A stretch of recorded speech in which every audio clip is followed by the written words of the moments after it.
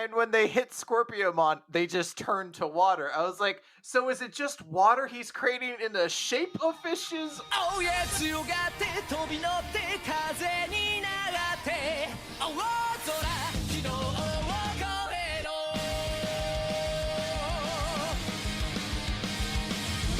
Welcome to Podages, your critically nostalgic analytical tour through Digimon anime. I'm your host, Jeff Ruberg. This week we're discussing Digimon Adventure 2020, Episode 11, The Wolf Standing Atop a Desert, and my guest this week is a returning guest. He is the other half of the Weekly Manga Recap, also a co-host on the Dice Funk podcast, and The Wolf Standing Atop a Desert of my heart. It's Chris Larios, aka Rolo T. Thanks for coming back on the show, Chris. Ooh, thanks for having me. Yeah, so it's been a while since you were on the show in episode 3. Yeah. Well, it was that very curious time. I was the guest right before COVID took out animation studios for a couple months. So I mean, we haven't decisively concluded that you were not the cause, because we recorded that episode and then later that day it went on hiatus. So I might just be bad luck. If it gets put on hiatus again after today, then something's probably up. I don't know, but I don't know. This could be like a Jekyll and Hyde scenario. I don't know what I do when I'm sleeping, so who knows? So just keep a lookout out for that, I guess. So I have some more updated questions since you were last on the show, but generally, how have you been feeling about the show since it sounds like you did a bunch of catch up recently to catch up to the latest episode, but what have you been thinking about that Adventure 2020 since episode 3? Yeah, so last time we talked, you had asked, like, do you think you'll keep up with the show? And I'm proud of myself for being able to admit, like, probably not. I mean, I don't know. I don't really watch a whole lot of anime. So I did have to marathon a whole bunch of it to get caught up. And generally, I'm actually a lot more into it now than I was before. I feel like in the last episode I kind of almost had to convince myself a lot of things, like, this is good, this is different, but it's still good. And now the show is firmly like, they're in the digital world, they're doing adventures, they're evolving and fighting Digimon that actually have names and things like that, and I'm like, yeah, this generally works. This is a lot more the speed. It kind of almost has a vibe of like Digimon Adventure Kai to a certain extent, where it feels like we're kind of just like condensing as much as possible, but it's still fun. I don't think it's going to replace my feelings for the original series. I think there are still some pretty big problems with it I have in terms of like giving character development moments, but I do appreciate seeing all these Digimon and characters I like in new visuals with better animation in certain areas and with just generally like kind of the improvements that happen over 30 years of animation creation, basically. Yeah, I forgot that like back in episode 3, like we didn't even have any sense of what the show was going to be like, so yeah, that was when like it was like 3 straight episodes of them fighting some Digimon they never named within the show itself with Omnimon, and you're just like, what's happening, kind of. And I guess now you can kind of appreciate it as this, pseudo prologue in a way, but it definitely comes off odd in comparison to the 8 straight episodes after that, where it's just like, oh no, they're back in digital or they're having an adventure. Yeah. I will say the one thing that I miss the most, though, is I miss, in comparison to the original series, I miss the digital world having elements of the real world in it. Because I thought that made the digital world feel special, having these weird modern things like, oh, it's a desert that has traffic lights, or it's a lake that has vending machines at. Like, that made the digital world kind of iconic to me. And without that, it kind of feels like a bit more of a generic fantasy world than anything else. Yeah, that's one element of the digital world that I feel like hasn't been copied in other Digimon. I'm thinking through other Digimon series, and I think they've done kind of similar things, or like they've had other ways of making them feel more or less digital or not. And this one, like there are some aspects that feel a little digital, like there's the artifacts in the sky. Yeah, there's flickering every so often. Right, but other than that, it's like, yeah, like I really appreciated that weirdness and the fact that it felt like, oh, this is like uncollected data. This is like in a hard drive, there might just be, sectors that don't have user visible data, so it's all just nonsense and gobbledygook, and that's a cool concept to explore, and it it's fitting for digital world theme, and also just is fun and looks cool. Yeah, this digital world is, the more we see of it, the more it's kind of like slowly and silently disappointing me. It's one of those things. It feels like a fight in Dragon Ball could take place here any moment, where you're just like it's featureless to create the sense that a fight could happen anywhere, and the background wouldn't immediately tip your brain off that you don't really know what's happening. Which I get for practical reasons. It does just lose that element of like, oh, the digital world had this very cool mechanic to it, or at least aesthetic, and now it's just not really present so much, which kind of bums me out. Plus, it's a good storytelling device where these kids who are lost and alone look to all these things, sometimes in like relief, like, oh, a vending machine here, finally, I'm so hungry. And then sometimes just in like kind of abject horror or confusement where they're just like, why is there a roller coaster here? I don't like, this isn't comfortable. I don't like this. Something's up. Yeah, that was a lot of fun texture, and we're seeing in this episode like the start of it's starting to, I'm starting to get the sense there's a lot more like elements of the original show remixed into this world, Mhm. but not in the fun ways. It's like, oh well, we get to what looks like essentially very similar ruins to the original, the ruins that Izzy and Mimi get stuck in the original show, but it's like, but none of that fun weirdness. Yeah, and I'll be honest, it's starting to veer a lot more into the greater lore of the Digimon world that didn't seem to really exist when Series 1 was around. So, like, when it starts talking about, like, these great holy Digimon, I know they exist. I know that's, like, a thing, like 10 angel Digimon or something like that, and, like, celestial Digimon and those sorts of things.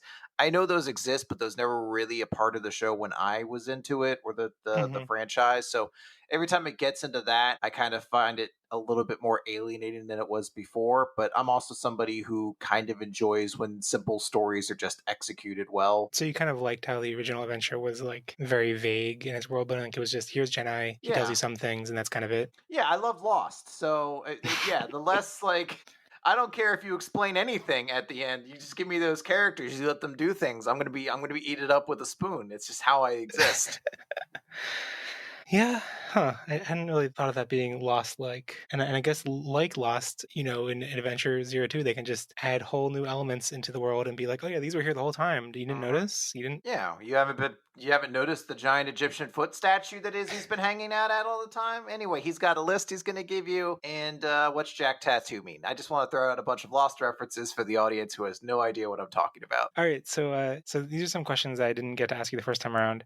Who in all of Digimon stuff you've seen is your favorite villain? So I'm of two minds of it. I can appreciate that Myotismon is probably the best villain of the show that I watched, because he is a presence throughout an entire season. He is intimidating at first. You see his evil. He kills characters you like, so you really want to see the heroes take him down. And he's one of those villains that when he finally gets like, he gets defeated and then he comes back in like his super evil, monstrous, no personality form, it still doesn't feel bad. Like, it's still like a pretty epic fight to defeat Venom Myotismon. But in my heart, it's always Machine Dramon, and it will always be Machine Dramon, because he's a giant dinosaur robot with two gigantic cannons, and it is a literal crime that he only got 2 episodes devoted to him during the Dark Master saga.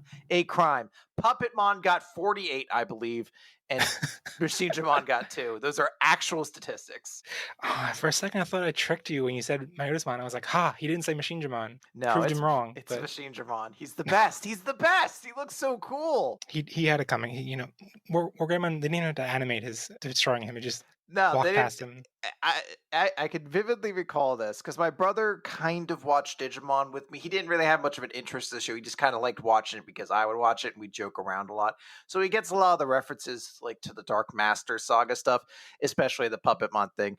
And can recall him watching the episode with Wargreymon killing Machine Dramon. And when that scene happened, I must have been what, like 13, 14, I guess, and just audibly said lame out loud when it happened, because I was so disappointed he only got 2 episodes. And my brother still brings it up all the time, of just this deafening disparaging difference between Machine Dramon's number of episodes to Puppetmon's number of episodes. Most of which, by the way, Puppetmon spent running away cowardly. He was weak and pathetic and lame. Machine Dramon was dope. Yeah, it also doesn't really make any sense how, while they're in that forest stealing Puppetmon, Machinedramon and Paimon just kind of sit in their own little realm, just like twiddling their thumbs, I guess, just waiting. Was it supposed to be some kind of agreement with the Dark Masters? They wouldn't interfere in each other's realms or something like that? Maybe, but like, Because I thought that was supposed to be a thing that, like, Metal Seadramon was the one who got really excited at first. He's like, they're in my domain. Oh, he was like a server. He's like, yo, bro, they're in my domain now. I get to fight them first. I just can't imagine Machinedramon just like sitting there waiting, like, oh, come on, come on, come into the city, come into the city. Like, looking at his watch, he's like, I really feel like they should have been here by now. It's been days. Well, I guess I've probably got like a half season in me then if they're gonna spend all that time in Puppetmon's realm. You know, you never know. Maybe this reboot is proceeding along at like roughly twice the speed, so that you'll finish the original show in like 25 episodes, and then it'll just be the Machinedramon saga for another 40 episodes. There was one of the Digimon games Machinedramon is the main villain of, or I think he's like the main like antagonist minion group essentially of it. So I'm holding out hopes for that. Maybe the rest of the world has come to collectively realize like, oh, Machinedramon's awesome. We need to include this guy in everything. I might just be trying to force my will upon the world though. I'm not 100% certain. So aside from your Machinedramon takes, what's your hottest, most controversial Digimon take? So I have trouble sometimes identifying what's a hot take and what's just not just me being mean to people who like something. So I try to avoid that. I will say maybe one of the ones, Ogremon is better than Leomon. And the best thing the reboot has done has just cut out Leomon almost completely and given Ogremon that cool like hero sacrificial role. I'm sure they'll kill Leomon eventually, but the story is better without a Leomon, and Ogremon should just be that character. He's so great he can't close his mouth. I love it. There's 1,000 scenes in this season where he has his mouth wide open, and I just think of all the flies and things that fly into his mouth all the time about it. He's great. I love it. All right, so let's dive into Digimon Adventure 2020, Episode 11, The Wolf Standing Atop the Desert, aka Desert Ikakumon Bus, aka Who, What, Why, Where Gurumon, aka Where Gurumon's Escort Mission, aka He's Got Pants Now. So, the general spoiler policy for this episode, like it is every time, we're going to be talking about everything that was in the Crunchyroll episode, including the next episode title and preview that's after the credits, but we're not going to be talking about the titles for episodes past episode 13 or any of the text summaries for those which have been announced. So Chris, what were your general impressions of the episode? So, in comparison to the previous episode, which was the first big Ultimate Evolution episode, this one is better, but it's still not perfect, but it's better. So that's, trending upward. Yeah, I agree. I think I guess to be a little cynical about it, like the first one set the bar pretty low. So Yeah. it's like, oh, kind of just, it's been normalized that not to expect too much character development from this Ultimate Evolution saga. Yeah, it's some weird where so it's hard to separate what you know from previous series to this one and know what you're kind of supposed to feel, because I'm like, well, I know all the kids have different crests and all the crests symbolize something different that the kids need to emphasize so that they can better connect and power the Digimon through it. That's how the previous series worked. And we don't have some old Jedi dude who just is in the world to explain this to our characters, but I'm like, they still have different symbols that show up in different colors. I mean, you could just say, I guess those are their, respective symbols or whatever, but are they meant to symbolize anything? Because if so, I mean, I can see how this episode was Matt showing friendship, definitely, but I don't know if last episode really felt like that was Tai showing courage in like an exemplary kind of way. Yeah, this is something that Nick, your Weekly Manga Recap co-host, mentioned last episode, that like friendship and courage are the two most generic shonen attributes. So like, I think they're hard for us to judge for whether they're actually going to be like indicative of them actually using their quote unquote unique trait, or if that's just, I guess we'll see next episode if Mimi also shows similar kind of courageous friendshipy kind of feelings and gets a Digivolution, or if she has to do something sincere. Yeah, that's the thing, is like Mimi's one was kind of always the weird one for me, because it kind of relies on like, I don't know if I don't have the ability in me to do like a deep dive on Mimi's entire character at this point, but like her whole thing is sincerity, and it makes more sense when she's this almost Veruca Salt kind of pouty rich girl, where that doesn't really seem to be the entire character in her this time. She doesn't really have a lot of vainness to her, things like that. So I guess you could still show it off. Like I do think they're kind of getting that with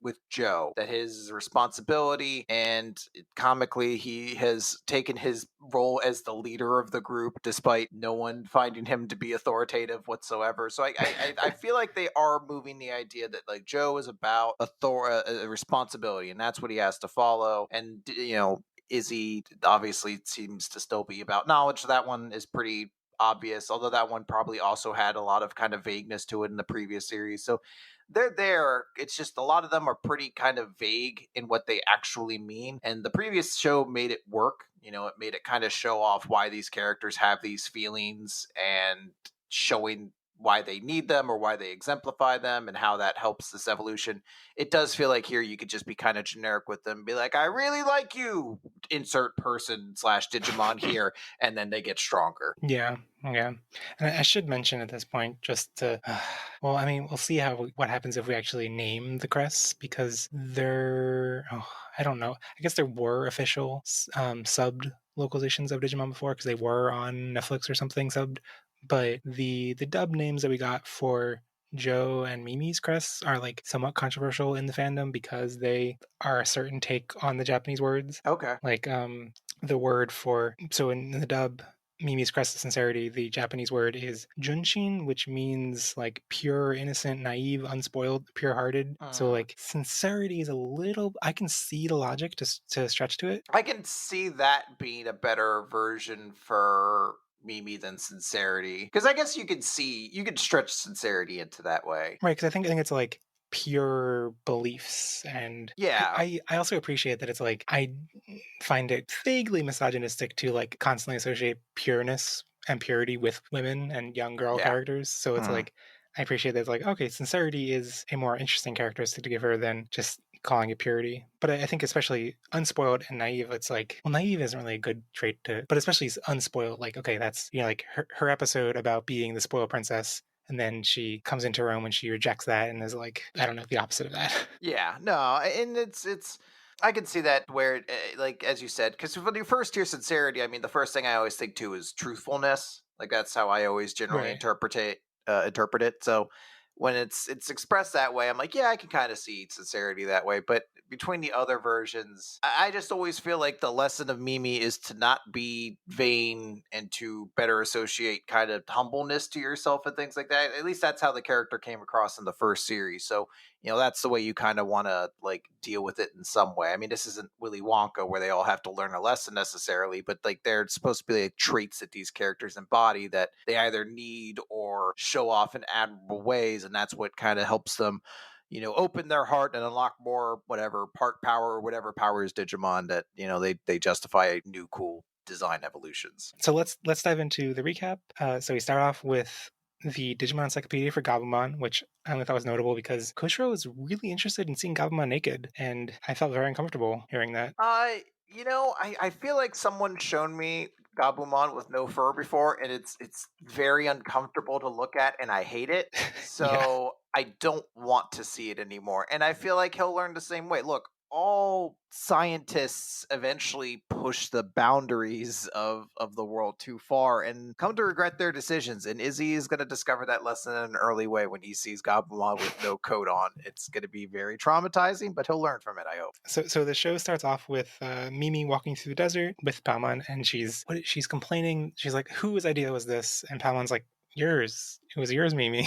Which I thought was great. And then Taichi's climbing a wall, and Tentomon's giving Koshiro a lift, and Mimi eventually, after complaining enough, gets lifted up by Palmon, and Taichi shows a map of how they're going north of the swamp, and then she's complaining they're going a detour, and he's like, no, here's this route, it makes sense, we're doing this. That map, I posted this on Twitter, but like that map they showed looked a lot like the oh my god, the what's the name for it? The area between Egypt and Israel. And I'll link in the show notes to the comparison of the two maps. But like I was like, and they're talking like this, they're in the desert. They're going to the Holy Digimon. Like there could be some biblical references here, although they're going in the wrong directions. They're not going quote unquote towards the Holy Land, if that's actually supposed to be a purposeful reference. But it does, after seeing the image, it does look strikingly like that.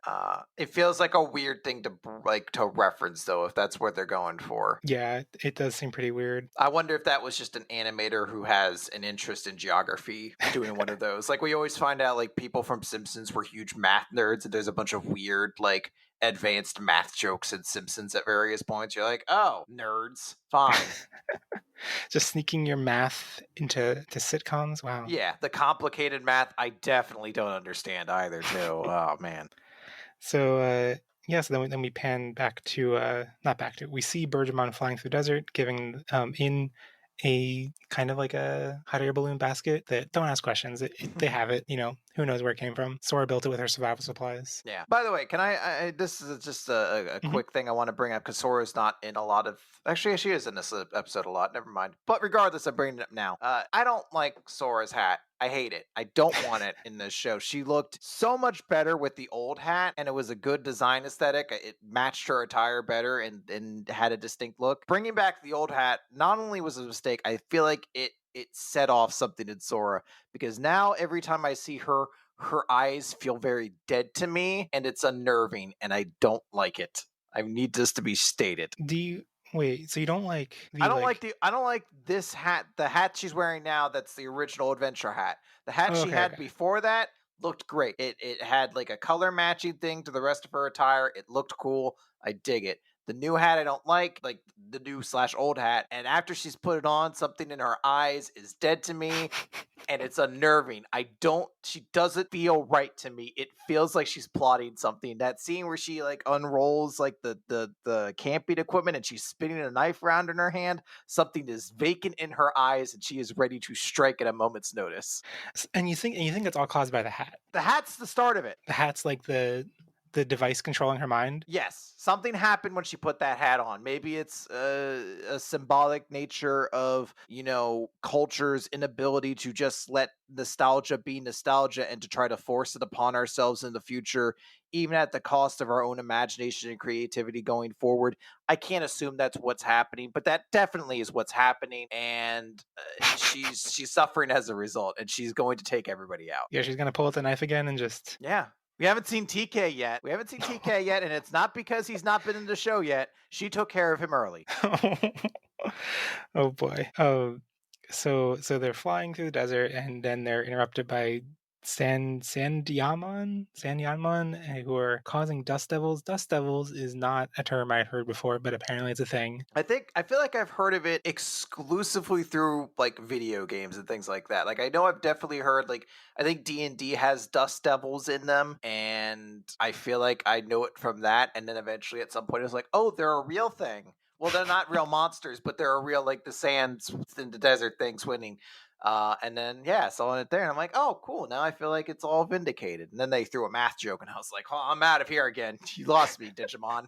I looked up, because I was like, Dust Devil, that sounds like some kind of weird, overly literal Japanese translation. It's probably not the real term. And then it was the term, and I was like, oh, so I'm just stupid. Okay, that's fair. I deserve it. Yeah, so they land, and then the Sandiamon are crushed by a claw, and Joe was like, oh, I guess we have an ally. But then these cute little Karamon things appear, Kyaramon, and they're scared of the claw, so it becomes clear that the claw is not their ally. And then Gurumon fights off we don't know it's Scorpiomon yet, but spoiler alert, it's Scorpiomon. What? I'm sorry. I can only keep your shelter brain protected for like a couple minutes. I'm sorry. Man, all right. I thought you said no spoilers, but whatever. So Yamato, I think it's Yamato, who realizes that their Scorpiomon's tracking them through the sand, because this was a plot point in JoJo's Bizarre Adventure, right? In the Egypt arc, where they're like fighting in the desert. Isn't there something with like a sand stand or something? I mean, Iggy has the sand stand, the fool. Oh. So they do meet him in the desert as well, and there is like a small fight essentially from that. But he's an ally, so it's not one of those ones that's to the death. Yeah, but he's ugly enough to not be an ally, so... How dare you? That dog is precious. Look, Rocky is very talented at many things. Drawing dogs is not one of them, but he has gotten better, I assume, in time. So... I misheard Araki as Rocky, and I was like... Balboa? Does he Yeah. do drawing? Like what? I drew the dog for you guys, and now it's there. I gave it a little hat, and it has sun powers. It's magic. It's gonna take you to go on an adventure, and then it's gonna die. You're gonna be sad.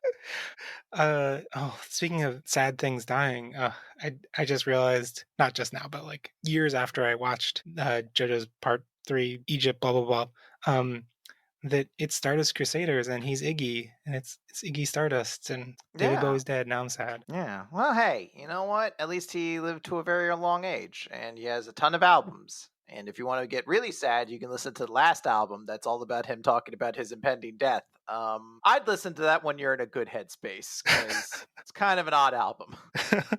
Yeah. Well, anyway, we keep bringing up things there's no way to transition back from, but What do you mean? You can't easily transition from David Bowie's last album to Scorpiomon? David Bowie is a good musician. The Scorpions are a good musician. Scorpiomon. Boom, I did it for you. Hold on, I'm going to do it again. David Bowie was very charismatic. Scorpion from Mortal Kombat is not charismatic. Scorpiomon. We're back there again.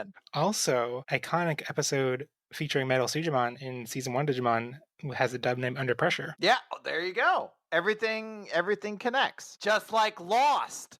See, I'm bringing it back to our own show now. There is this most bizarre of conspiracy theories out there that, like, who do you think sung the Digimon theme song? Because some people think it's David Bowie. The like Digimon Digital Adventure song, or Yeah, like the change into digital champion.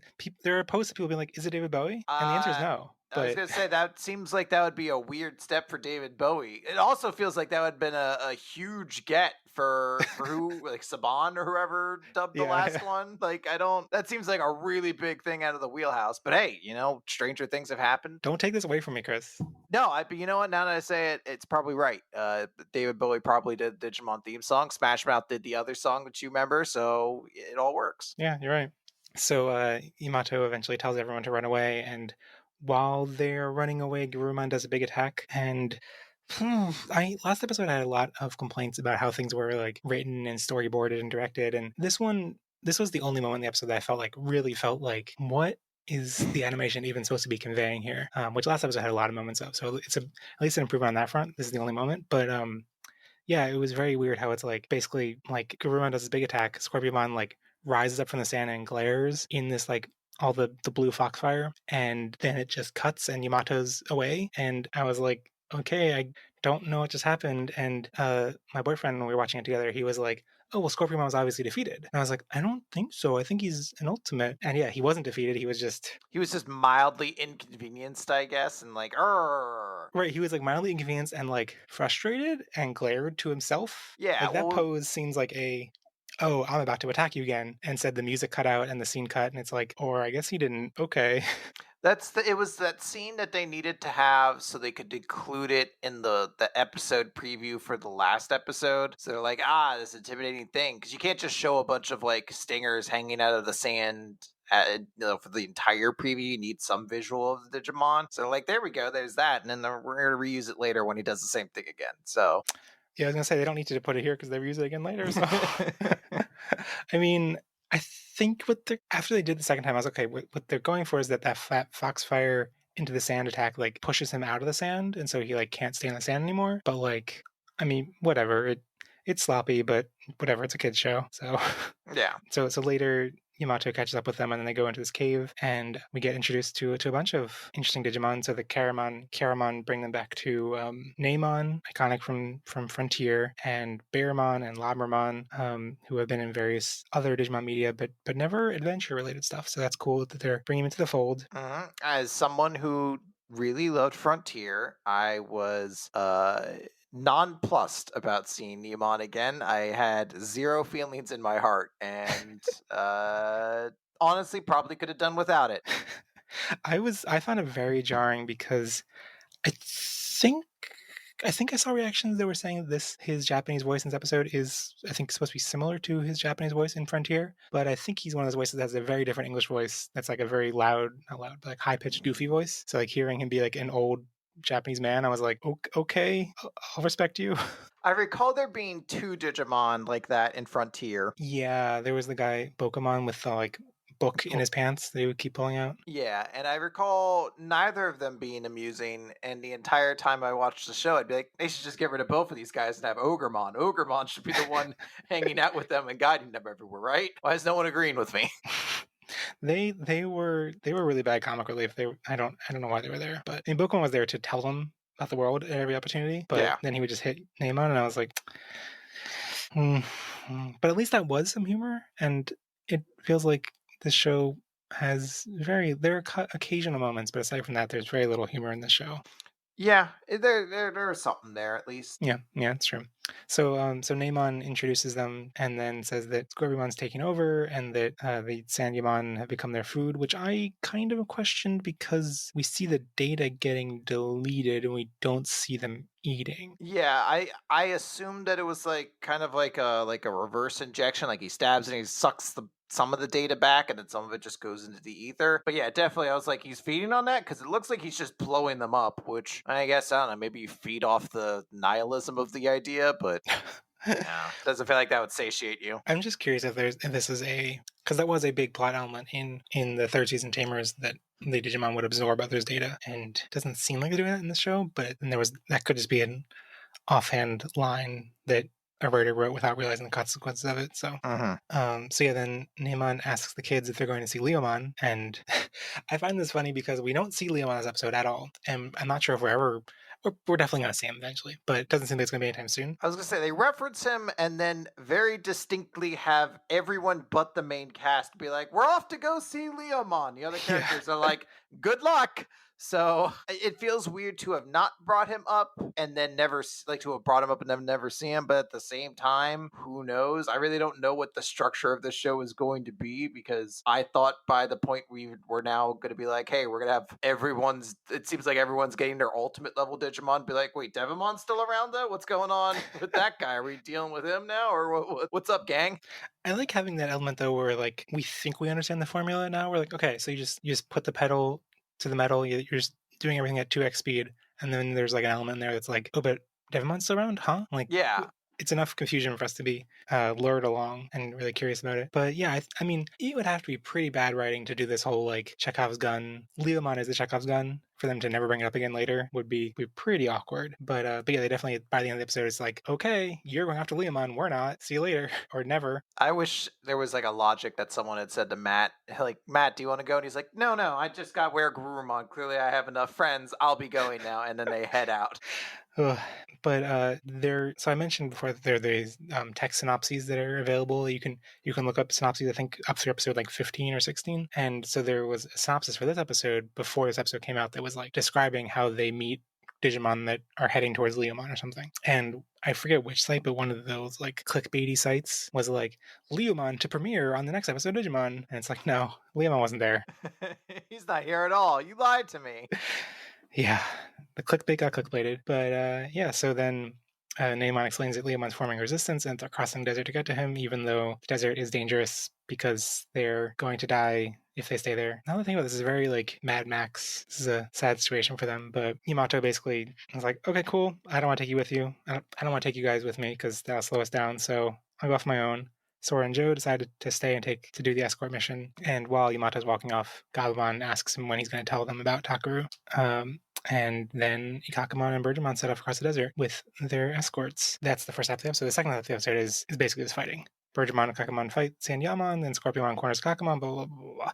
Stuff happens. Birdramon de-evolves, Sora is in trouble, and then once Sora's in trouble, Matt and Garurumon swoop in and save them and force Scorpiomon out of the ground. And then once Garurumon is in dire straits, Yamato just thinks to himself, reflects on his friendship and how much he wants to save Takeru and where Garurumon evolves. Yeah, and it's kind of underwhelming, you know? I guess in my mind, I always want a level of symmetry here because I always enjoy that. There's a part of my brain, maybe from the way we digested kid shows back in the day in video games, that like there's a precedent that gets set. And if there's multiple things that are all on that same level, they would all get the same benefit when they go forward. So I was like, yeah, you know, just like how every Digimon got a cool regular rookie to champion upgrade, they all get a champion to ultimate upgrade. It's very visually fantastic and cool. And this one, it's kind of like, all right, I'm standing up now, done. I'm like, man, you don't have like a 3D visual of you staying on a rock howling at the moon with a bunch of words behind you or anything like that. I guess this is okay, but come on, man, give me some fanfare. Yeah, yeah. I guess especially compared to the original, it's very fast and abrupt. Yeah, it felt fast, but what I will say is a mark improvement in it is where Gurumon actually seems really, really dope. I like that he's kind of just this martial artist who, he's using boxing techniques to basically get in close, and then once he does, he's just walloping in all these directions. Like it actually makes the way where Gurumon feel distinct as opposed to before where he was just a bipedal thing that jumped around on screen and eventually did his one attack. I mean, he does his one Yeah. attack here, but it feels like there's more to what that Digimon can do now than just I have a new special attack. Yeah, yeah. I was thinking like when the first thing he does, he after they've like spent a whole episode being terrified of Scorpiomon's claw thing, he just like catches it with his fingers. And Yeah. at the moment, I was like, oh man, this is so cool. And then he starts like like dodging and swerving and like you're saying, like doing boxing moves and stuff and getting close to him. And when I thought back on it, I'm like, okay, I mean, they're just treating him like a dude. They're treating him like a guy and doing the kind of cool things that you can do with like with a martial artist are just cool. I mean, I don't think that catching a sword with your fingers is a thing that people can do in real life, but it's a cool shonen move that they're employing here to great effect. Yeah, well, it's like that way, how in One Piece, not to jump to another anime, but like most of the characters have like a different style of fighting. And when you get that different style of fighting between all the characters, it helps to kind of keep them fresh. So you have a character like Sanji who uses martial arts, and that helps keep it fresh from, say, the other characters who are going to be all about using their special power, or, a character who uses swords all the time. Like it just creates that visual difference. So where last episode we watched Metal Greymon just launch a bunch of missiles out of his chest and blow up somebody, seeing where Garurumon used like martial arts to fight just kind of creates a more visual image. So this way you don't just reduce every Digimon down to, okay, what color's their special attack? Pretty cool, I guess. Yeah. Yeah, like I guess yeah, in the original we got a bunch of scenes of like Wergurumon running up buildings and stuff in Tokyo, but aside from that it was just each Digimon had their special attack and they did their attack and that was kind of it. And I'm kind of hoping, even though this evolution felt very like fast and abrupt, that it seems like what they're kind of doing with evolutions this show is like maybe the first time it premieres is a little bit short and then if it gets reused, then it'll be a longer sequence. But things are going by so fast that I'm not sure how often these evolutions will actually be reused. But I guess we'll just have to see. Yeah, I mean, there's an element I definitely could see that where Where Garurumon. Yeah. Oh, I mean, you helped me there. I was losing my train of thought. The ADD kicked in real strong. You came in with a good pun to save me, so I appreciate that. Now, there's that level of just these characters are doing these kind of short animations, and as someone who watched the show previously, you have cemented in your mind. You're like, no, it's like a 20-second time period of your character getting animated. And yes, only two of them really got like the full 3D visual animation. The rest are still hand drawn, and that's okay. The two of them are special and the other ones are just kind of there, but they all get the same kind of like evolution. And it does feel like this time, it outside of like the big ones for Gabumon to Garurumon and Agumon to Greymon, most everyone else gets like a 10-second or like 5-second evolution animation that doesn't really animate a whole lot. It's kind of just like a bunch of visuals against the screen, which is fine. It's different, but it's not what I was looking for. Or your Birdramon and you just get nothing. Yeah, Birdramon evolves so many times too. Like Birdramon in almost every episode like evolves once or twice or 3 times because they need plot mechanics of birds or like flying and and never gets a real sequence. I mean, how could you? What would you possibly do for a regular bird that becomes a firebird? I can't think of an animation sequence that could sound cool from that. It almost sounds like it would be impossible to do. It's unanimatable. Yeah. Walt Disney himself said that. He said, this is unanimatable. He was going to put it in the original Snow White movie. And he's like, you can't do that. No one will ever be able to do it. And it's just been law passed down since then. Well, Goofy and Donald were both going to be birds.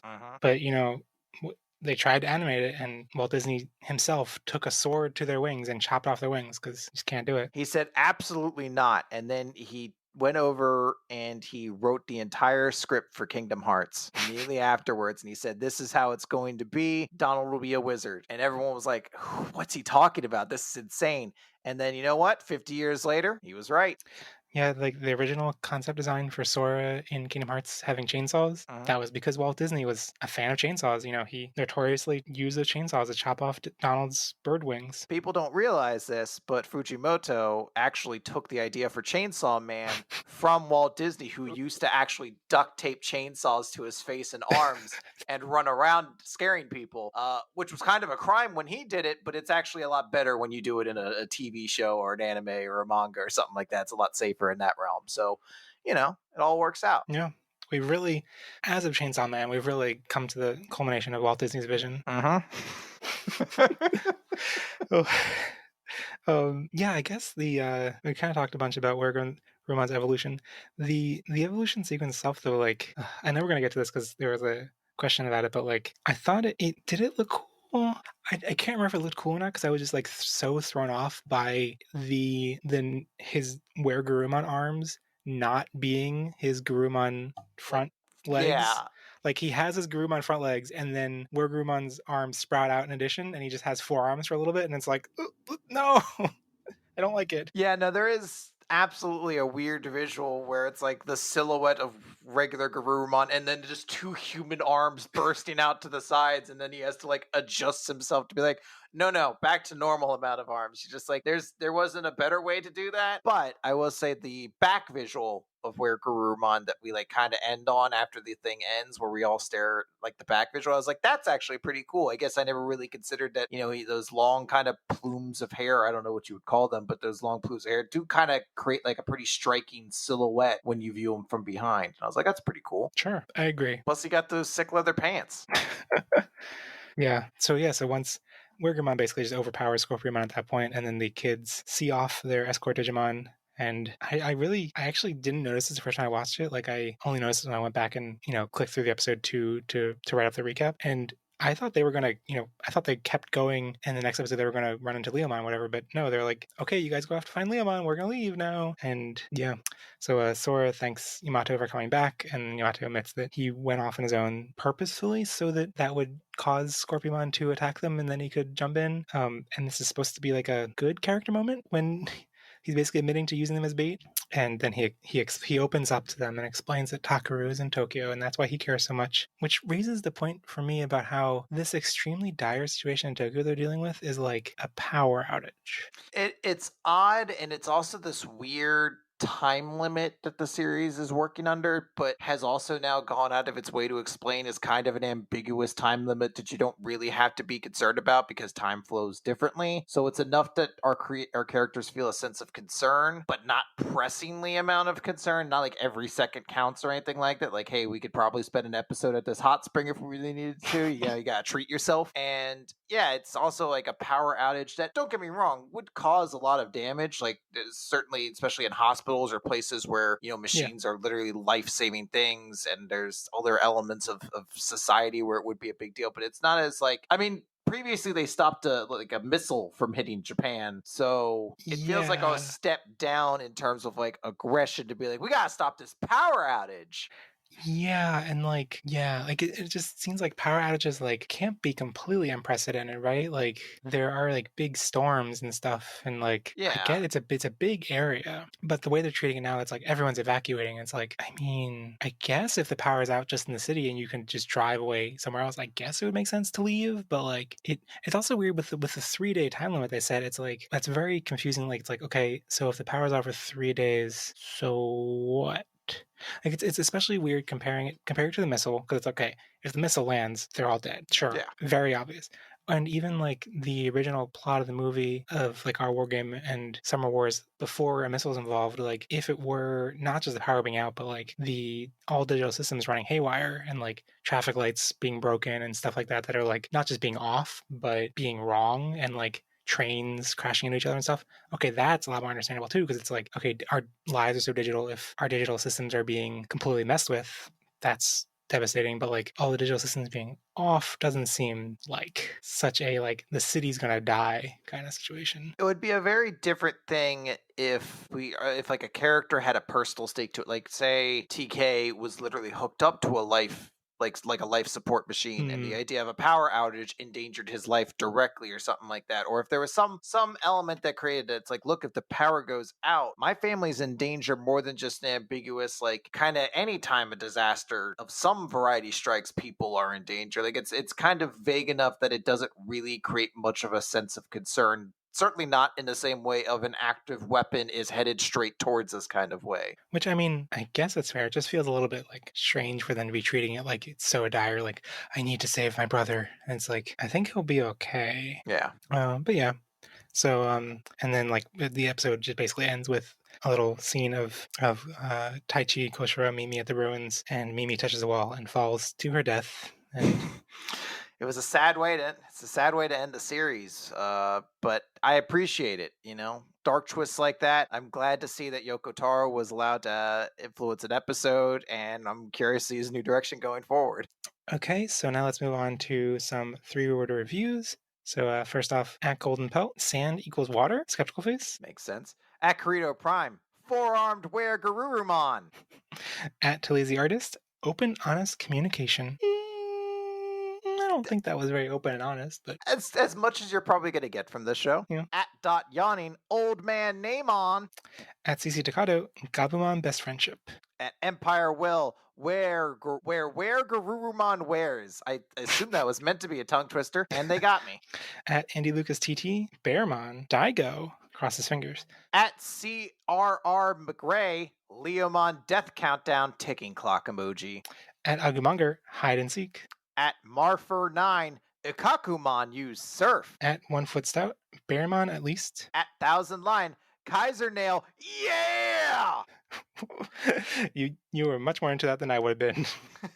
There's like 4 exclamation points. You got to do it. And a lot of H's. Yeah. At Ursam Reblek, Bearmon is alive. At Megadramon22, Kiarumon are adorable. At Gigadramon 2, wear Garumon's red nail polish. At More Pastel, Yamato Sundare Ishita. Is that how you pronounce Sundara? Sundari? I don't know. I mean, that's not. I didn't mean the like the like rhetorical you. I meant like you, Chris, because that's wrong. It's Sundara. Sundara. Yeah, I don't know. I'm a stupid man in America land who learned a lot of Japanese words wrong, so I apologize. I pronounce everything wrong. I'm 90% certain, but I try, guys. I'm trying. And you're in that. Sora not useless, and the emoji that's like can be both praying hands and also like thankful hands. Yeah, I assume it's thankful hands because she wasn't useless in this episode. She fought. Her and Joe looked really cool, I thought. At Austin LC23, a slight improvement. Yeah, so let's move on to questions from listeners. So at Thousand Lines asked, well, okay, these first couple ones aren't questions. At Thousand Lines said, one day we'll have an episode with both Royalty and Nick F. Time, but not yet. I mean, I haven't seen you together in the same room, so you know. We might be one and the same. The Shonen Jump podcast, I believe, still thinks we are one person. So, well, you know, I can't disprove it. They're not wrong either. You know, when you think about it, we're kind of so simpatico that we might be of one mind. I do feel a little bit bad. It seems a little bit awkward to have you on back to back without coordinating that on purpose. But I mainly was like had like a long list of people I invited on the show and asked them for who their favorite character was, and you were the only one who even considered mentioning Matt as a favorite character. So he's the best. What are you talking about? Everyone loves him, right? Everyone is a 12-year-old boy at heart, right? Where you're like, this is the coolest. Even your answer was like Matt when I was a kid. Yeah. So at Athos2777 said, no questions, just want to give it up for Joe for delivering the single best joke in the series so far. And I think they're referring, oh god, what was the line? Which one was this? I forget actually which point it is. I think it's Sora saying they're going to go basically escort the Digimon, and Joe's like, you didn't ask me first? And then just Gomon like just pats him. It Poor is Joe. pretty funny. Joe, I do think it's probably the funniest thing currently in the series right now that Joe keeps assuming he's the leader because he's the oldest, and no one believes it and treats him with that kind of respect at all. Yeah, when it first came up, I was like, I don't want this to be like an actual point of conflict. But yeah, I'm enjoying it now that it's like, it's just a joke. He's not like... He's not actively like trying to competitively be the leader. He just assumes because he's the oldest, everyone would look to him. And they do call him senpai, so I mean, it works to a certain extent, but he just, every time he tries to be the leader, he immediately falls in a puddle or something like that. Yeah. So at CRM McRae said, who does wear Gurumon's nails? That's some nice work there. They were very lovingly painted. So it's some good nail work. At DigiDigiXMonMon asked, what are y'all's thoughts regarding the team group dynamic so far? What are your hopes/worries with regards to the team splitting up? I think the team splitting up's great. I think that's a really good thing because so Yeah. much of the original series was them kind of getting split up and then eventually brought back together. But it's a show with like 6 or 7 principal characters, eventually 8. If you don't split them up to some extent, then a lot of characters just have that syndrome of feeling like they're hanging around doing nothing. So by having this episode just be 3 characters, you feel like those 3 characters actually all get a chance to kind of feel relevant. Yeah. Like that one episode with the fortress felt like it was the one time in the show where they've balanced most of the cast well, and even that one Yeah. Koshiro hadn't landed yet. And since then, like the Ogremon episode, it was like I liked that episode, but everyone except for Taichi was just standing there watching. Even Taichi was just standing there watching. So Yeah, there's absolutely a situation where it just feels like 4 characters hang around, and it's something where you're just like, oh, we're gonna do this all the time because it was pretty quick. Like I guess the original show was 6 straight episodes of characters getting their champion level, and then they get split up, and then that's the point for character drama and character building and things like that. So I guess optimistically, I hope this is an opportunity for us to explore these characters and see what their dynamics are going to be like with different characters.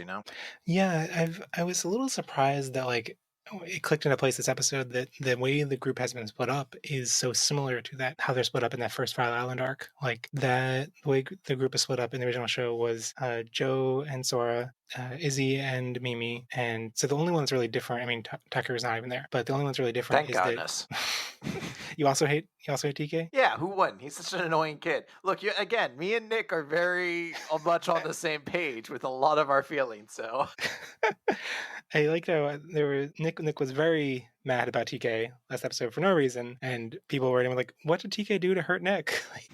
you never know. It's just they did. I ask that same question every time like a dog shows up, and it's just like, no, Nick just he has this anger inside of him, and I love it. I find it charming.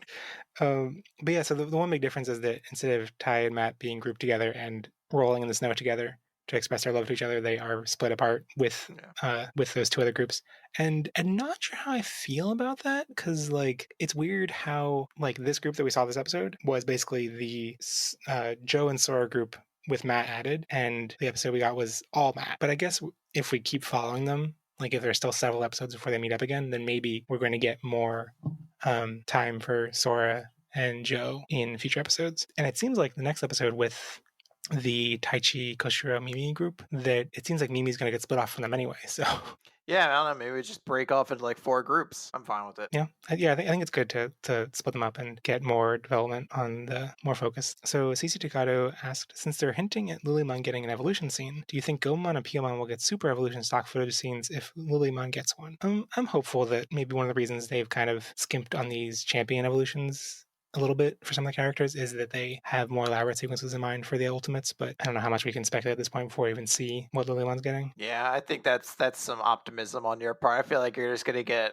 very quick scenes. I think they'll show it off, but I feel like if they didn't go out of their way to really dress up Matt and Ty's ultimate evolution, then you're not going to see anything really all that special in anyone else's. Yeah, I mean, I think at least both of those 2 were workable. I think we also need to see what happens when they replay them. Yeah. Andy Lucas TT asked, "This is the second Digimon the kids have killed already. It was never a problem in Adventure, but was in Zero 2. Do you think it needs to be addressed or doesn't matter? Skull, Scorpiomon, and Meltramon had black goo in their mouths, so I thought they were possessed, but I guess not.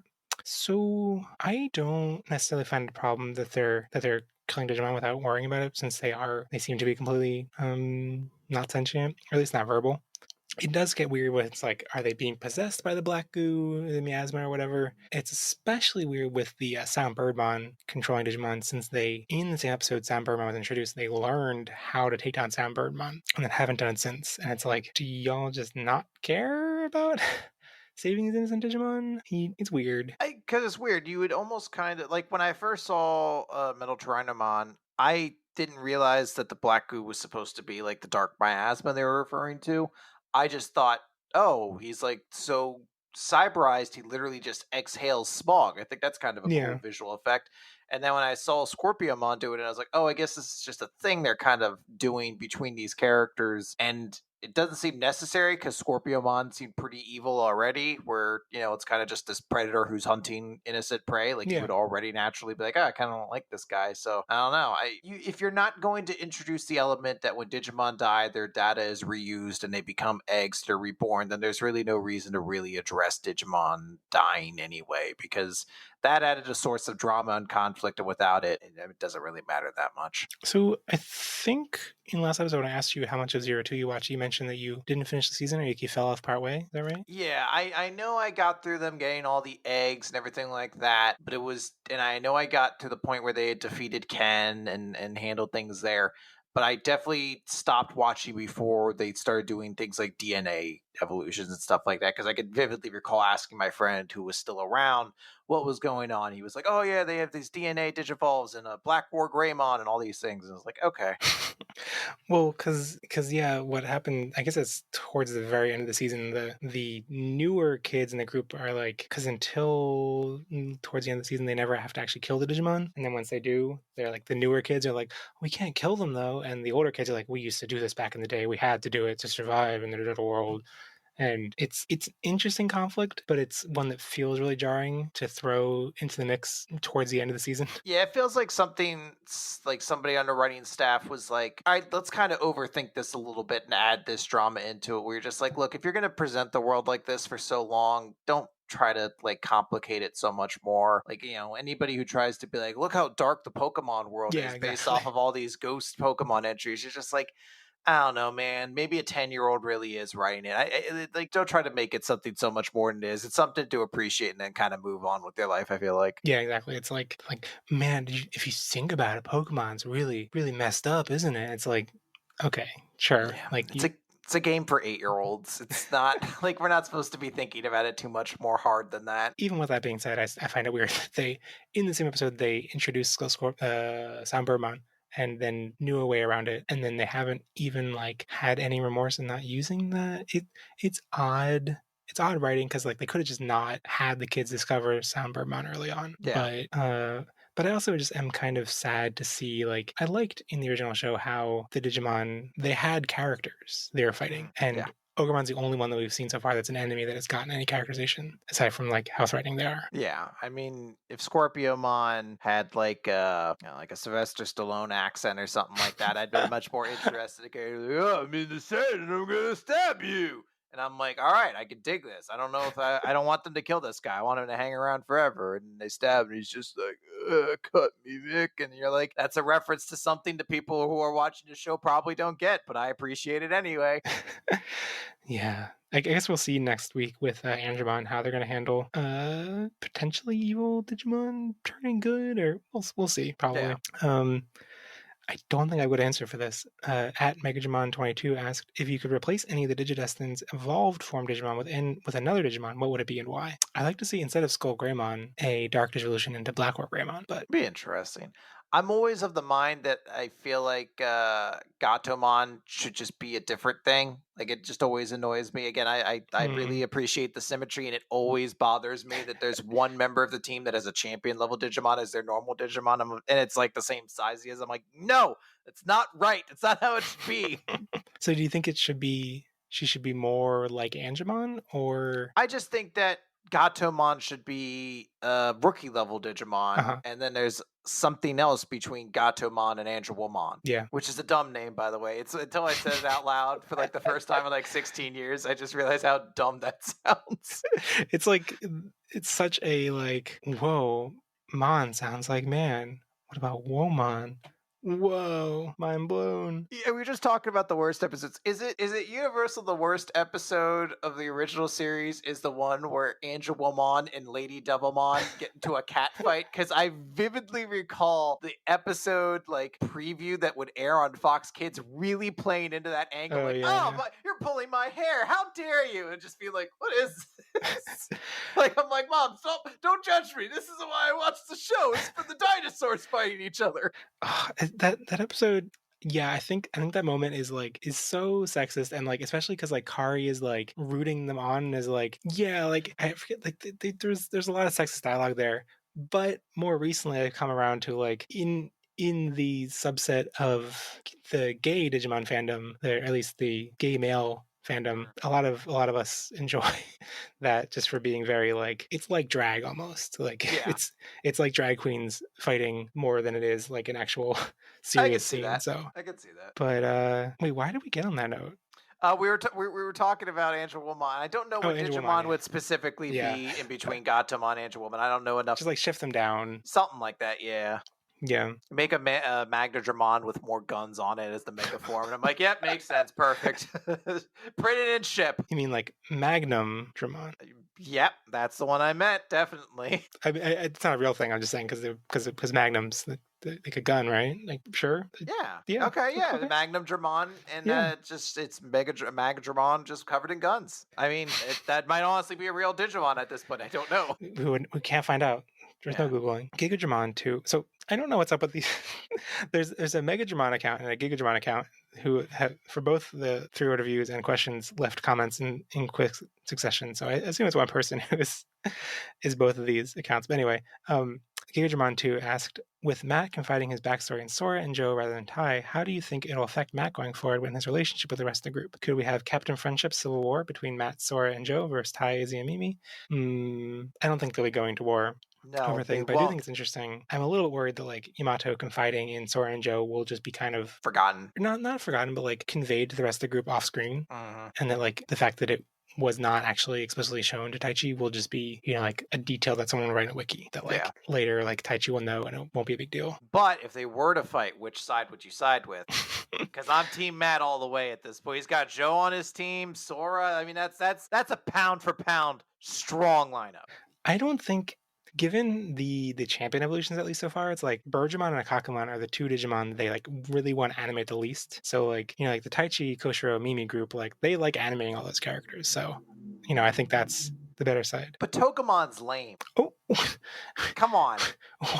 You are a giant cactus with boxing gloves and most of the time you just shoot out needles. Come on. Pathetic. Okay, the shooting out needles attack is like the worst attack. But once she's actually fighting with boxing, it's the marching fishes of the champion line. Okay, marching.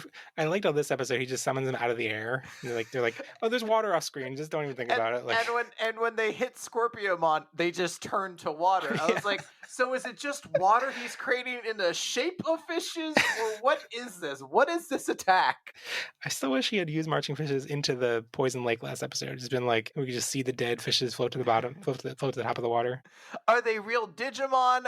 Like, are they made of data? Can they evolve to like? What is this power? You've created a lot of mechanics here in this world, and this attack flies in the face of all of them.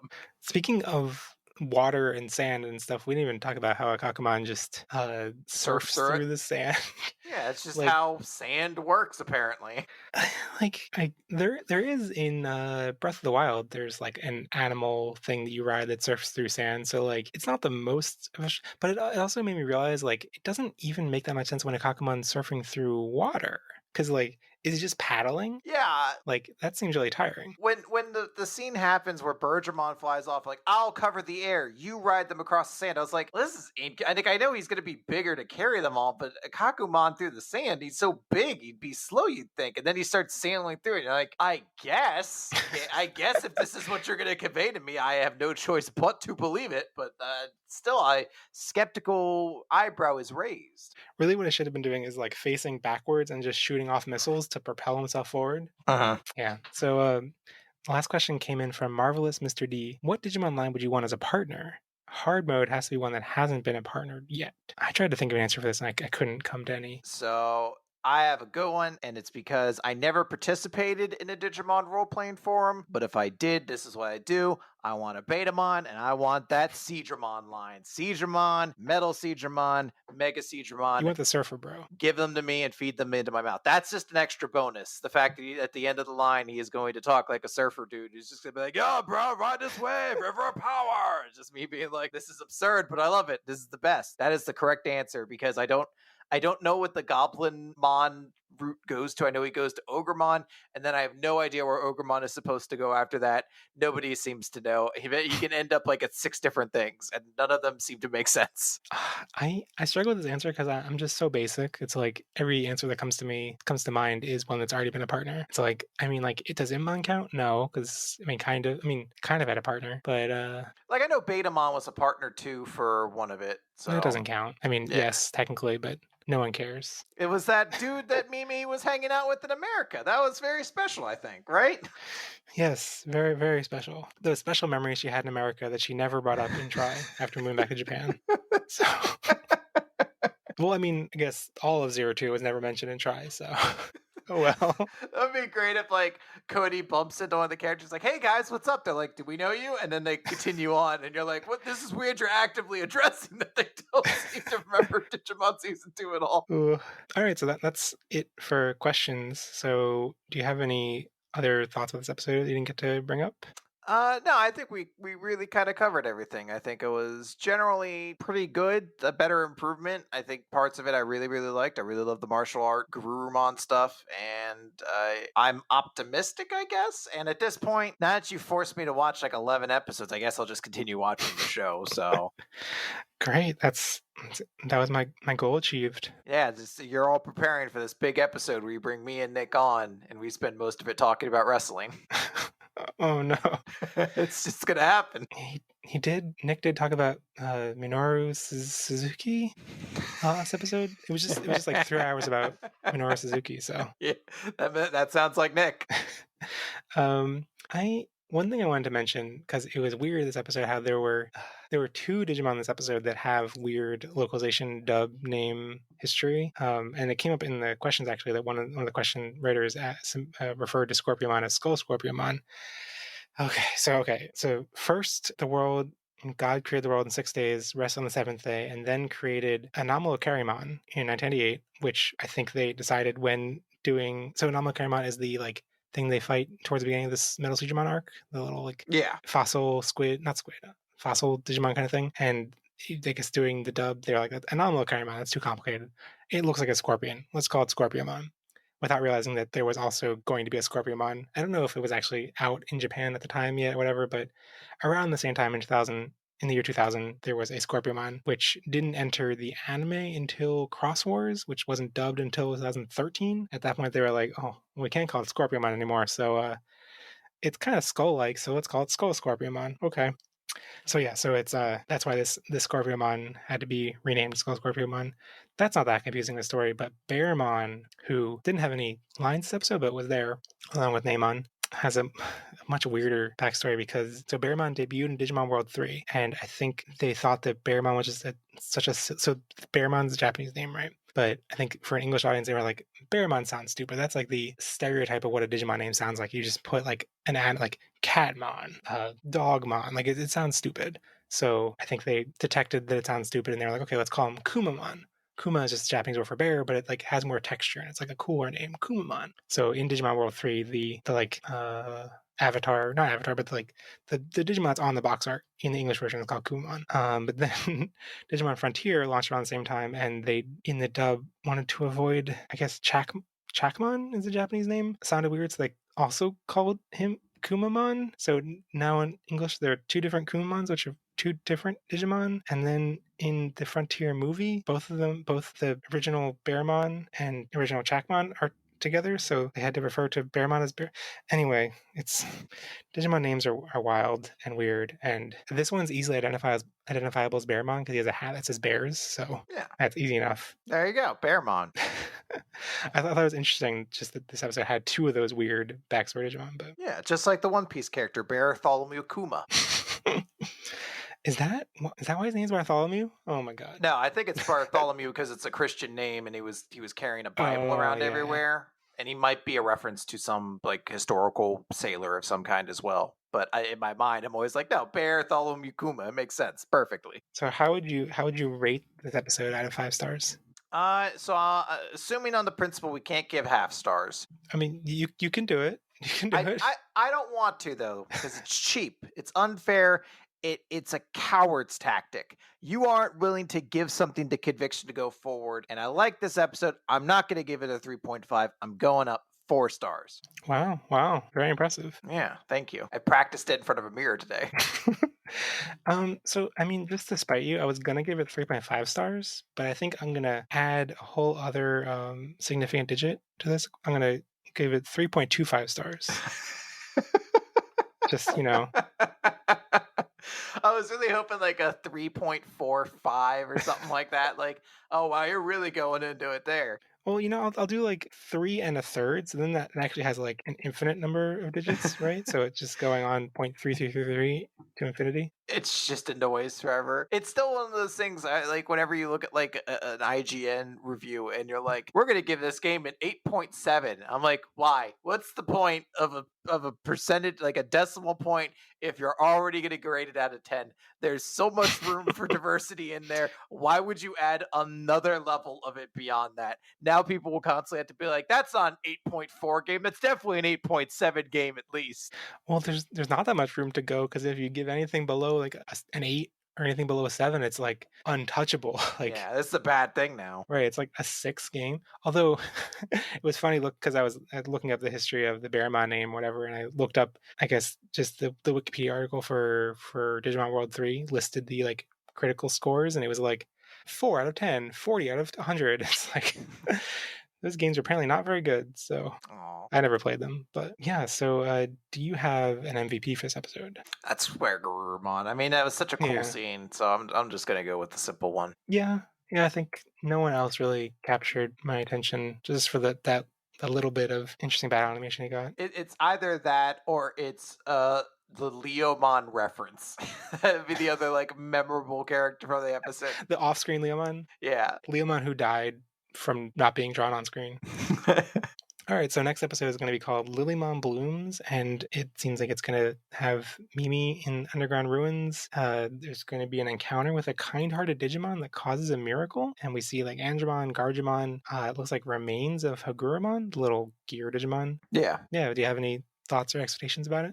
It's gonna be interesting because Gardramon is the one who doesn't look evil in the episode. They definitely seem to be playing with Andromon, so I don't know if the idea is the kind-hearted Digimon is that beneath the manipulation, Andromon is the kind one, or if they're gonna be like, no, Gardramon is the good one, or if it's just a victim in the course of everything here. Andromon, I assume, would be the more important one because that's a character with some kind of legacy to him to the Digimon franchise, so people would want that. But at the same time, kind of curious to see if you could just bump up Gardramon and kind of make him look cool. That seems like a fun thing to do, but that's just me. I like lifting up D tier characters and making them seem cooler. Yeah, it's kind of what they did with Ogremon a little bit by like giving him the Leomon role. Yeah. But it seems so. I agree with you. That would be really cool, but I'm like, I don't know if they're up to the task because it's like I still think of Gargimon as like a minion, just such an empty vessel that Genai just like rode around in a Gargimon, right? Yeah. So like, I can't imagine one having like an actual personality and character, but it'll be cool. It'll be cool to see. But it would be cool. Yeah, we're just gonna see Lilymon just like we're going into the episode being like, oh man, I can't wait to see Andromon get so much character, and she's gonna murder him in cold blood. He's never gonna get to talk. He's just gonna be possessed and be like, well, now you die, Gargimon, you're my best friend now. I also appreciate that we're getting a Mimi episode because previously, like the story kind of was giving evolutions to this. Not official, but this kind of vague tier list that seems to kind of exist within the Digidestins, where it's like Ty, Matt, Sora, Izzy, Mimi, Joe, like in that kind of descending order. So Mimi getting hers before like Izzy or Sora's seems like a really cool thing. Yeah, I like they're mixing up that order. They still didn't really have the courage to mix up the two iconic. Like I remember when in that episode where they're taking down the fortress, and I think that's the first real instance where they did this thing where like the Digivice glows and it gives them a little power up, but it doesn't actually do an evolution. And since that was the first time it was happening, I was kind of like, oh, is Garurumon gonna evolve into Weregurumon right now? And at the time it was like, no, that can't possibly happen. He can't go first. But I was like, but I hope he does go first. But he could. Now, thinking back, actually, this was the order the original series went in, wasn't it? We got Weregurumon, then it was Mimi, or no, we got Mega Kabuterimon before Lilymon, didn't we? I don't No, remember. Lilymon was way later. That was during the Myotismon thing. We just got Mimi's episode before like Sora and them got okay, yeah, so it's not even that way. So yeah, I don't remember the episode, like when the Princess Mimi episode was because the groups were split up, but definitely Lululemon didn't actually evolve until they're back in Tokyo. Yeah, that was when her and Joe were both in Tokyo, and Garudamon was right before they went back to Tokyo. Yeah, and so I'm curious if we get Joe's evolution in this arc. They're not anywhere near water. I hope so, because Zudomon is dope.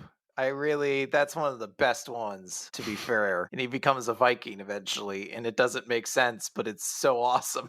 Because aesthetically, it doesn't match Joe whatsoever, not even remotely, but it's the best. And isn't Zudo like, because I mean, I don't know what Zudo, like the name Zudo is a reference to, but like he has like Thor's hammer and stuff. So Yeah. I always thought of it as being like based on a Norse god. So then I was like, why is he then referring to just a Viking? I think the Vikingmon also or Vikemon as they call him. I think Vikemon also has a Mjolnir, so I think they're Oh. just like, whatever. That's a whole section of the world we could just cram the cultures together. Whatever. It's all the same. Oh, apparently the name Zudomon just comes from the sound. Like Zudon is the sound of a thud in Japanese. So Oh, and that's what Chrome Digizite sounds like, I assume. That was the thing. Yeah, everyone's talking about Chrome Digizoid. You know, Yeah, I can't. gotta have it. We're starting to sell it at the store because it's a big thing. You gotta. Everyone's like, do you guys have Chrome Digizoid here? And I'm like, yeah, we got that, buddy. Don't you worry. Hey, it can also crack things that are made of Chrome Digizoid. You know what? I don't remember them doing this. Maybe this is the reason why Digimon failed in the US. They should have been marketing the toys like, well, here's a normal, I don't know, metal Greymon toy, but here's a metal Greymon toy with Chrome Digizoid. It was only same ever thing. one episode, wasn't it? It was just Metal Edamon was like, my body's made of Chrome Digizoid. And then Zudomon's like, my hammer is too. And then he smashes him and breaks him. And I'm just like, this isn't how this would work. Maybe it was just the one. I remember it just like coming out of the blue and being like, okay, it's a big deal now all of a sudden. I mean, at the time, I was like, this is lame. Matt should have been in the one to kill Metal Edamon because he's cooler. Joe's lame. And now, as I'm an adult, I'm like, yeah, Zudomon got that cool moment where he just smashed Metal Edamon open and broke him to pieces. He's the best. Yeah, that's what we need. We need Metal Atamon. Yeah, he needs to be in everything. So before we close out the show, this is where we give some recommendations for things that are not Digimon, people to enjoy. Do you have something you want to recommend, Chris?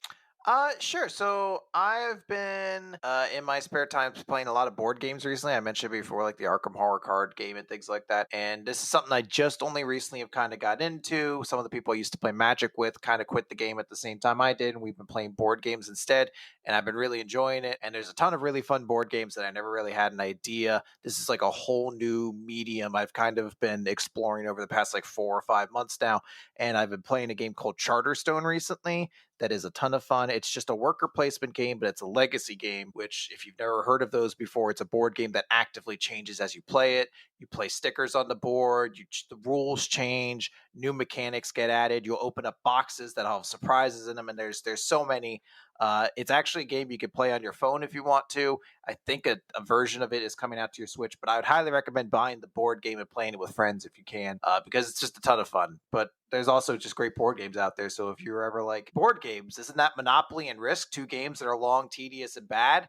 You can play good board games because there's a lot of those out there. All right, cool. That sounds cool. Those kind of legacy games scare me if there's like a big commitment that you're like, okay, we're not going to play this for like weeks and months. It can if you don't have like people committed to it. My group has been like, it's me basically and a husband and wife who love board games, and we like Charterstone is supposed to be 12 sessions, and the game takes usually about an hour to an hour and a half, sometimes shorter, especially early on, and sometimes like certain rules will intentionally kind of shorten games as well. But every time we've played it, we have at least played 3 games of it in a row because we're just like, I want to, like, it has that perfect end of a game rush where you read this bit of story and it's like, here are the new rules for the next game. And you're just like, what does that mean? Like, you open a box and something comes out of it. I don't want to spoil anything for anybody who might play this, but like, sometimes you open a box and something comes out and you're like, what does that mean? And you're like, I want to play the next game now. So if you get people who are into it, which I understand that's a huge luxury, not a lot of people are going to have availability to that, but hopefully if you're able to find those people, it's a great thing to check out. Pretty cool. Oh, and it's 1 to 6 players. You can play it solo. Yeah, you can play it solo. There's complete automated rules. There's like a whole thing that'll work. As I said, you can also play it on your phone.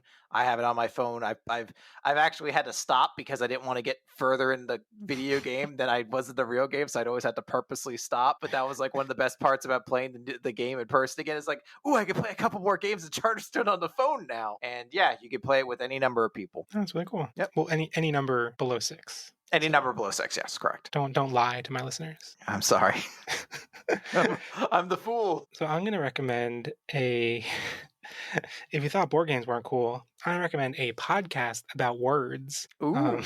About dictionaries. So it's from the, I guess, team of editors behind the Merriam-Webster Dictionary. And it just launched. There's like three episodes out right now. It's called Word Matters. I actually don't know what pace they're coming out with episodes because I think they launched with this batch of episodes. But all of the episodes that are up now are really interesting, and they're like talking about things like commonly reviled words like irregardless, and how that's actually not that unique of a, like, there are lots of words like that have 2 negatives built into it, but for some reason irregardless gets all of the vile. And it's just, all the episodes that come out have been really interesting topics, and have, if you like thinking about words and thinking about how usage of words changes over time, and how kind of words interact with society, they were all really interesting. And so go check it out. Sounds really cool. Okay, so that brings us to the end of the show. Last week's Digiprompt was, what evolution in all of Digimon media felt the most earned to you and why?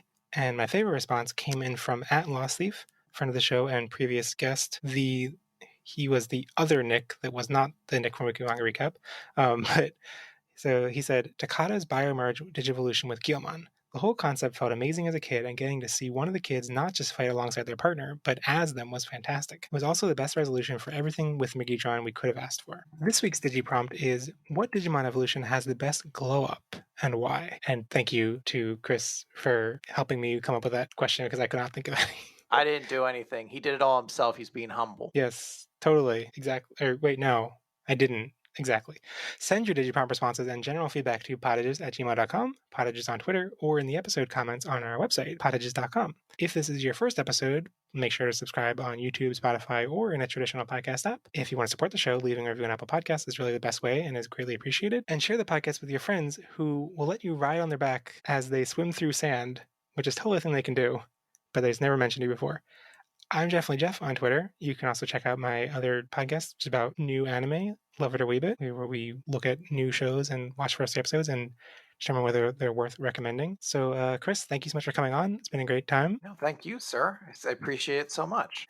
And if people want to find more of your stuff online, where can they go? Well, I would highly recommend against that because I'm not very entertaining. But if you want to, if you just like making poor life decisions, you can find me on Twitter @RoloT. You can find the manga podcast that I do with Nick at Weekly Manga Recap. You can search for it pretty much anywhere. And you can also find a D&D podcast that I am a player on called Dice Funk, where I'm generally being very foolish and causing a lot of problems, but it's a very good show that you should definitely check out. Also, I am going to give another recommendation to go check out Nick's Jump Date video, which you can absolutely find on Twitter. Just search Jump Date Summer 2020.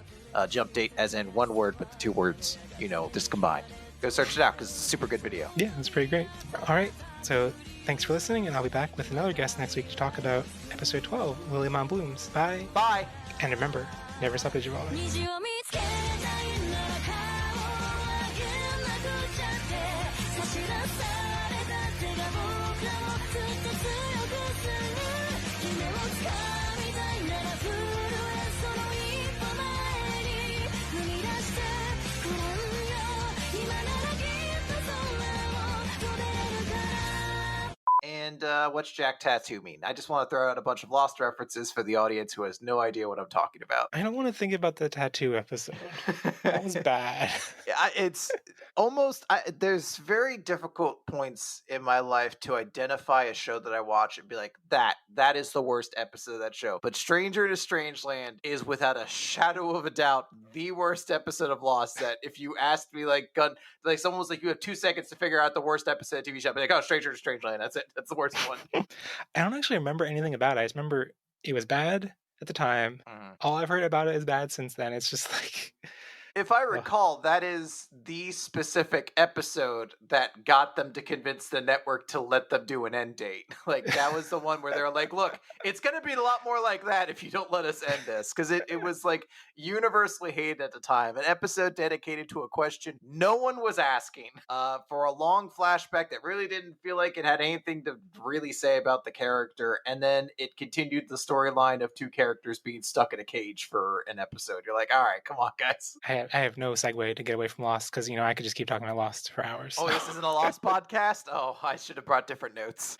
Well, I wish we left the island right away. We're all on the continent now, so Yeah, all I right. guess we have to go back. Yeah, we got to go back. I have to go back. I'm glad to see that Yoko Taro was allowed to influence an episode, and I'm curious to see his new direction going forward. Are you still playing Sino Alice? I actually stopped like a week ago. I enjoyed it, but it was just a too time consuming of a game where it's like, hey, spend a lot of time doing these runs with no auto, and then 20 minutes doing the Grand Coliseum, and it also played into my natural kind of avoidance to PvP where I'm just like, even if you find a good group, which I did, I feel very guilty if I ever don't show up. Like twice in a row, I missed it, and I felt like a real monster because of it. So I was like, nah, this game's just not for me. I like the designs and certain elements. I do like some of the secret stories you only discover if you read item descriptions. Like, I didn't realize how many levels there were to Gretel until you're like, oh, this is a lot deeper than I thought. But then it just kind of eventually was like, yeah, there's too many other things working against me on this. So now I'm just back to Arknights. Yeah, like I think I basically like kept playing it until I got 9S, and then I was like, okay, I'm gonna take a break for like a day or two, and I found in those days or two that I enjoyed not playing it better than playing it. So I was like, okay, I think I hoarded my boy. Like he'll be there if I ever come back, but like it's not like I'll come back a year later and like, oh, they'll have all these quality of life improvements and make it so much better. It's like it's kind of the core of the game. It's also the inverse scenario too, because so much of the game is not about the character you have, but rather having a bunch because they all statically improve your global power. Right. That when you come back, you're like, oh, I'm like 100,000 points behind everybody else. That seems like a lot. And to your story about 9S, I'm actually going to admit to a crime here, unfortunately. So I used to play Simpsons Tapped Out way back in the day and really enjoyed it. And they had a premium currency of the game called Donuts. I don't know if there was any way to earn outside of paying for it. And I just never felt like spending money on the game. And a couple like really cool things were locked behind donuts. Like Barney was a character you couldn't get if you didn't have donuts. And I did it for a while. And then eventually I heard word about this subreddit you could go to that people would hack your game and give you donuts. And I did that, and I bought everything that required donuts. And normally, like, it's like a town building game, so you kind of structure your town to make it look kind of cool and nice and aesthetically pleasing. I just dropped like 16 buildings all in a big clump together because I just had all of them, and that rush of adrenaline ended, and I never played the game again. So if you go to my town, you can very specifically see the point that I got those free donuts and quit the game because it's just this nice town, actively kind of ergonomically built, and then this big clump of premium material before I was like, I don't have anything left to do. I've conquered all the known lands and I quit. Oh, that reminds me of I in like middle school in like 5th or 6th grade I was on this like Digimon online forum based RPG. Like I guess it was like a D&D role playing kind of thing ish, but through a forum. I did those in so many different franchises. So I know exactly what you're talking about. Okay. Yeah, I didn't really know about any of them aside from the Digimon one I did. But like, so I guess like a lot of things in like tabletop RPGs are honor system based. But this was especially honor system based because it was like no one was keeping track of your like stats. It was just, you had your little profile and you would update it. And at some point I was like, well, no one's watching. And there are these like level requirements that like, okay, well I need like you can have up to your Digimon levels must you can go up to level 64 total levels. So like, but I have like a 30 and a 20. So like, it's not, I can't add up to 64. So then I was like, what if I just said that I had 10 level 1s, 10 level 10s, 10 level 100s, and then I can make any number. And so I like reinvented the like decimal numeral system without realizing it through cheating. And then I was just able to meet the numbers every time. And then I was like, well, now there's not really much of a challenge anymore. So I've had a similar thing. I just started playing the Arkham Horror card game. Like it's called an LLC, which is like a living legacy game or something like that. And you play it solo or more cooperative. And I'm playing it solo just because I'm looking for something fun to do. And I found you really can't leave me alone in that situation because I'm like, this is really hard. I'm really close to Wayne. And part of the mechanic is every time you do an action, you draw something from a bag to determine like what your modifier is going to be. And it's Arkham Horror, so the idea is you generally fail more than you succeed. So most of the stuff in there is bad. And I was like, look, I've got like an 88% chance of doing this and winning the whole thing. And I reach into the bag and I pull the one token that's an instant failure. And I was like, I don't know. I grabbed that one accidentally. I'm throwing that one out. And then I just went back in the bag and I still lost. I still drew the other one that made me lose. And I was like, this game sucks. I hate it. And I threw it away basically. But it was like, I really can't leave myself alone with this action because eventually I'm just like, I kind of want to see what happens if I win the whole campaign. And that sounds like it's, it's like, okay, but you drew one, okay, that game ended. Like, that played out in one continuity. Like, there was one universe where that happened. Like, okay, but now, like, let's load the save point. Just pull a different one. Yeah, eventually you're like, look, you can't stop me from just reading the good ending to this mission, all right? You can't stop me. You put it on the page, I'm doing it. I know the only person that's suffering is me, but I don't care. Bearmon, Daigo, cross his fingers. So this is some context from Try, which if I recall correctly, you did not see any of, right? Nope, and I objectively refuse its existence. Daigo is probably the best part of Try. Is it in the same way that Ken is the only salvageable part of Adventure 2? Well, I mean, first off, that's wrong. Oh, wait, I was supposed to do hot takes at the beginning of the episode. I'm sorry. There's Blackboard Greymon. Arukenimon and Maimon are decent for some things. Oikawa's sad, and like there's some good to that. It's just Magnamon. I mean, there is like a solid like 30 or 40 episodes that like are not good, but there are maybe like 2 are great. I like listened to all the episodes and crammed it all in my brain. I was like, these are all really fascinating. And then immediately replaced all that knowledge with Digimon stuff. So I forget what they were actually about, but they were all really interesting and all really cool. Sounds pretty awesome. I always feel bad recommending podcasts and then being like, and I don't remember what happened in them. Yeah. I listened to it a bunch and it went in one ear out the other, but it was a great time. I have that with the Scrubs podcast where I'm like, you have to listen to the Scrubs podcast. It's so good. It's JD and Turk from the show, the actors who play them, and they're just like their personalities on the show. They're just like best friends the same way they were on the show. And then I'm like, they don't talk about the show as much as they probably should. And they kind of just talk about random stuff. I can't give you any examples. Look, it's really good. It's like a warm blanket for the soul. It's just really comforting to hear them talk to each other. I don't know how else to explain it. See, that's good. That's better than my approach, which is like, it's really interesting. It's really fascinating. It really makes you think. And then people are like, so what did you learn from it? And it's like, well, I don't remember, but you will definitely learn from it. Yeah, you're going to remember. Hopefully for me, I might ask you some things in a couple of days to see if you could tell me what happened. And then people are like, Jeff, maybe you shouldn't listen to things at 3x with removing silence because maybe you don't remember things. And I'm like, no, I definitely remember things. Don't you dare. How dare you question accuse me? I'm so terrible about like actually hosting without like I could not do this without editing out so much of what I say. And like I'm so glad I don't do anything like live to tape. I've just learned to accept everything. It's just easier than staying up so late at night being like, oh goodness, what am I doing?